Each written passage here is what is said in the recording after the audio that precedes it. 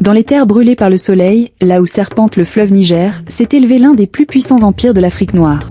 Un empire où se mêlent grandeur et magie, foi et tyrannie, gloire et trahison. Voici l'histoire de Gao, du royaume Songhay, de Soni Ali le Terrible à Askia Mohamed le Pieux. Prépare-toi, car ce récit ne te laissera pas indemne.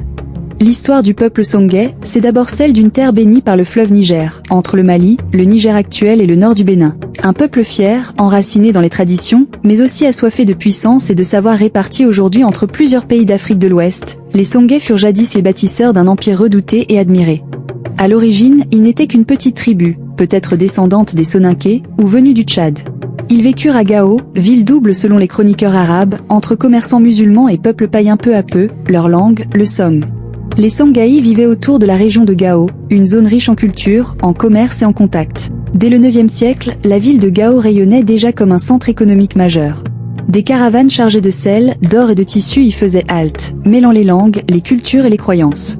Gao, cette cité vivante, vibrante, devint rapidement bien plus qu'un simple carrefour commercial. Elle fut le berceau d'un empire en gestation. Vers le 11e siècle, les souverains Songhaïs adoptèrent l'islam. Cette conversion ne fut pas qu'un choix religieux.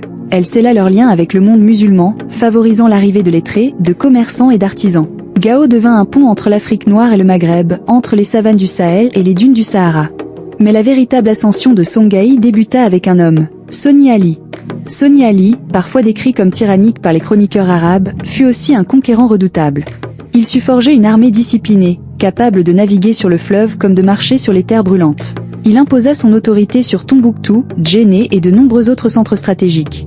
Sous son règne, Songhaï devint un empire, et Gao son cœur battant. Soni Ali, bien que fidèle aux traditions africaines, laissa à son successeur Askia Mohamed le soin d'ancrer davantage l'islam dans la gouvernance. Askia Mohamed fut un administrateur visionnaire.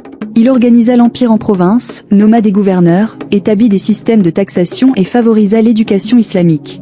Sous sa houlette, Songhaï atteint son apogée. Les écoles coraniques, les bibliothèques et les universités, notamment à Tombouctou, rayonnèrent dans tout le monde musulman. Des savants venus du Caire, de Fès ou de la Mecque marchèrent sur les routes de sable pour enseigner au cœur de l'Afrique.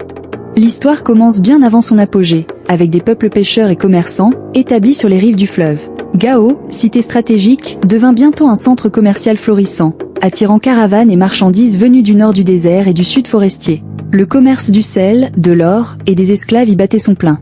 Mais c'est avec Soni Ali, souverain légendaire, que le Songhaï entra dans une nouvelle ère. Stratège audacieux et chef militaire redouté, il transforma le royaume en un empire vaste et puissant.